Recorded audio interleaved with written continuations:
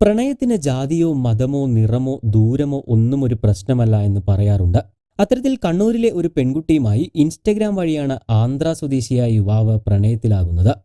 പ്രണയം തലയ്ക്ക് പിടിച്ച യുവാവ് ഒടുവിൽ പെൺകുട്ടിയെ വിവാഹം കഴിക്കാനായി കേരളത്തിലേക്ക് വണ്ടി കയറുകയായിരുന്നു. എന്നാൽ കേരളത്തിലെത്തിയതിന് പിന്നാലെ യുവാവിന് കിട്ടിയത് 8ന്റെ പണിയാണ്. കഴിഞ്ഞ ദിവസം എറണാകുളം നോർത്ത് റെയിൽവേ സ്റ്റേഷനിലെ RPF ASI സുരേഷ് P എബ്രഹാമിന് മുന്നിലിരുന്ന് കരയുകയായിരുന്നു ആന്ധ്ര സ്വദേശിയായ 26-കാരൻ. ഫോണിലൂടെ മാസങ്ങൾ നീണ്ട ചാറ്റിങ്ങിനൊടുവിലാണ് തന്റെ കാമുകിയെ തേടി യുവാവ് കേരളത്തിലേക്ക് എത്തുന്നത്.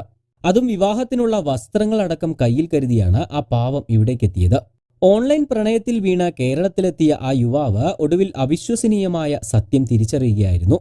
ഇതോടെ ആ പാവം യുവാവ് തകർന്നുപോയി. യാദൃശ്ചികമായാണ് ഇയാൾ ഇൻസ്റ്റഗ്രാമിൽ പെൺകുട്ടിയുടെ അക്കൗണ്ട് ശ്രദ്ധിക്കുന്നത്. പേര് അശ്വതി എന്നായിരുന്നു. കണ്ണൂർ സ്വദേശിനി. സാധാരണ സംഭാഷണങ്ങളുമായി ആരംഭിച്ച ഇവരുടെ ബന്ധം അധികം വൈകാതെ തന്നെ പ്രണയത്തിലേക്ക് വഴിമാറുകയായിരുന്നു. ഒടുവിൽ നമുക്ക് വിവാഹം കഴിച്ചാലോ എന്ന പെൺകുട്ടിയുടെ ഒറ്റ ചോദ്യമാണ് യുവാവിനെ കേരളത്തിലേക്ക് എത്തിച്ചത്. പെൺകുട്ടിയുടെ വീട്ടുവിലാസം, മാതാപിതാക്കളെക്കുറിച്ചുള്ള വിവരങ്ങൾ, ഫോൺ നമ്പർ തുടങ്ങി എല്ലാ കാര്യങ്ങളും ചാറ്റ് വഴി ഇയാൾക്ക് ലഭിക്കുകയും ചെയ്തിരുന്നു.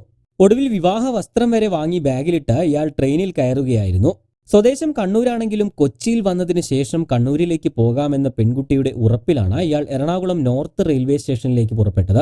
എന്നാൽ സ്റ്റേഷനിൽ എത്തുന്നതിന് തൊട്ടു മുൻപ് കൂടെ യാത്ര ചെയ്ത വിശാഖപട്ടണം സ്വദേശികളായ 3 പേരോട് താൻ കാമുകിയെ കാണാൻ പോവുകയാണെന്ന് പറഞ്ഞതോടെയാണ് ഈ പ്രണയകഥയിലെ ട്വിസ്റ്റ് ആരംഭിക്കുന്നത്.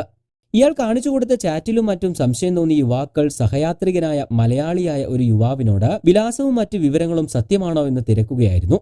ഇതുകൂടാതെ ഇയാളുടെ സഹയാത്രികരിൽ ഒരാളുടെ ഫോണിലും സമാന രീതിയിൽ ചാറ്റ് ബോട്ടിനോട് സംസാരിച്ചതിന്റെ സന്ദേശങ്ങളുണ്ടായിരുന്നു.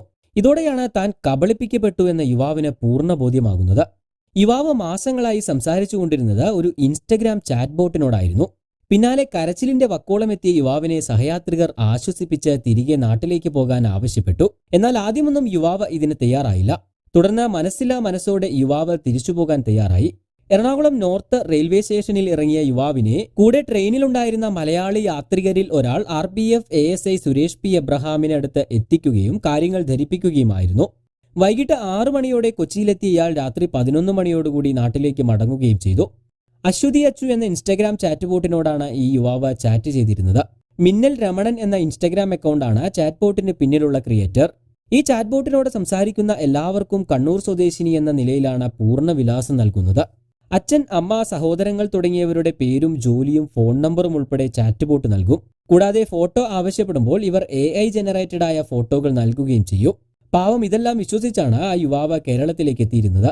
എന്തായാലും ഇത്തരം ചാറ്റ് ബോട്ടുകൾക്കും അക്കൗണ്ടുകൾക്കുമെതിരെ ജാഗരൂകരായിരിക്കുക എന്നത് മാത്രമാണ് ഇപ്പോൾ നമുക്ക് ചെയ്യാൻ കഴിയുക.